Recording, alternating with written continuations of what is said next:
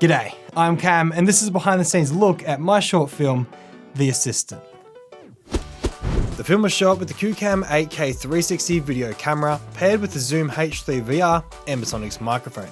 The ultra-wide angle lenses capture everything around it, throwing that into a monoscopic VR timeline with Ambisonics, and we can see everything in full 360. This causes problems. See, with traditional filming, you put your lights and mics out of frame, like this shot right now. You don't see any of this. With 360 video, there's no out of frame. So if you looked at all the scenes with lighting, you'd get this. But with some clever editing, you only see that. And this is the case for everything. If you look down, you'd see the monopod and mic, so by making Photoshop your friend, you can replace the floorboards. Rotoscope this into the scene and we've got a clean slate.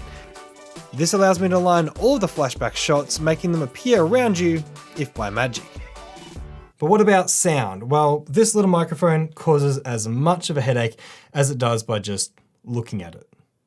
Ambisonics is a full sphere surround sound format, so this microphone captures directional sound in full 360.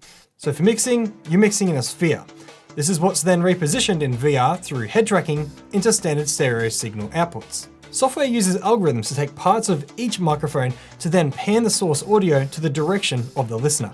This stuff is nuts. You could literally export a 5.1 surround sound track if you wanted from this microphone.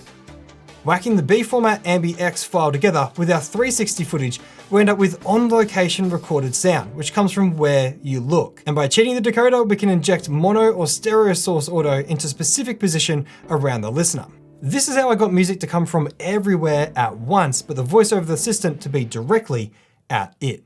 Speaking of the voiceover, that was recorded with the Rode NT1 condenser microphone. Yeah, I did the voice, but I threw a pitch shifter on it because there's no chance I'm getting that high. Wrapping up the project, I patched into Premiere VR Workspace to preview the video. Here I can scratch through the timeline and get a real perspective in VR.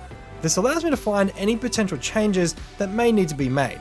For example, reducing the size of the hologram.